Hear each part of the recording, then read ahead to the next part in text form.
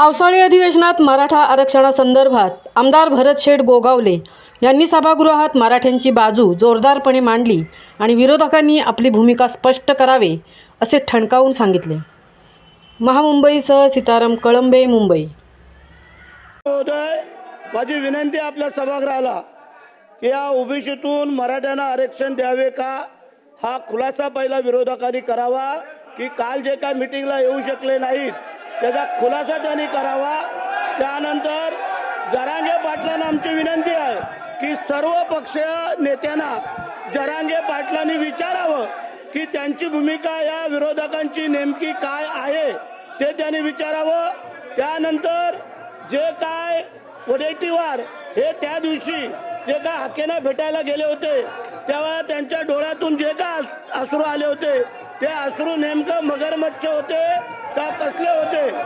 त्यानंतर जे मूक मोर्चे 57 मूक मोर्चे निघाले, या 57 मूक मोर्चाला उभाटाचे नेते जे काय त्यांनी सांगितलं की हे मूक मोर्चे नाहीत हे मुके मोर्चे आहेत असं कार्टून करून दाखवलं त्यांनी कार्टून। तर त्याची दखल घ्यावी आणि अध्यक्ष महोदय आमची विनंती आहे की शरद पवार साहेबांच्या हातामध्ये ज्या वेळेला काही गोष्टी होत्या त्यावेळेला त्यांनी का केलं नाहीत आणि म्हणून आमचा सवाल आहे की त्यांना हे ओबीसीतून आरक्षण द्यावं हे त्यांना मान्य आहे का हे त्यांनी विचारणा करावी आणि जरांगे पाटलांना विचारावं की सगळ्या नेत्यांना विचारा की तुम्ही मंडळींनी हे जे काय सांगतायत ते काल मीटिंगला का आले नाहीत याचा त्यांनी खुलासा करावा। जे आता बोंबलतायत ओरडतायत त्यांनी त्याचा खुलासा करावा की ते काल मीटिंगला का जाणून बुजून आले नाहीत। म्हणून आमचा सवाल आहे त्यांना बोलण्याचा अधिकार नाही असं माझी तुम्हाला विनंती आहे।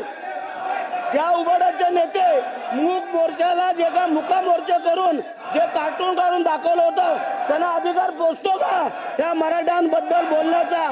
म्हणून माझा तुम्हाला सवाल आहे की त्यांना विचारा की त्यांचं म्हणणं काय ते।